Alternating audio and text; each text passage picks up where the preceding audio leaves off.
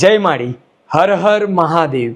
માળીના દરેક ભક્તોને ખાસ સંદેશો અમૃત બાપા મેલડી ધામ વતી જણાવવાનો કે ગાદી ઉપર અમૃત બાપાની મૂર્તિ બિરાજમાન હોય તો જ એ ગાદી અમૃત બાપાના મેલડી માતાની ગાદી સમજવી, અન્યથા એ ગાદી અમૃત બાપાની મેલડી માતાની ગાદી નથી.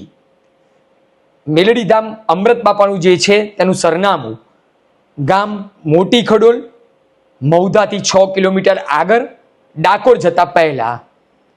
જય માળી, હર હર મહાદેવ. દરેક પળે દરેક ક્ષણે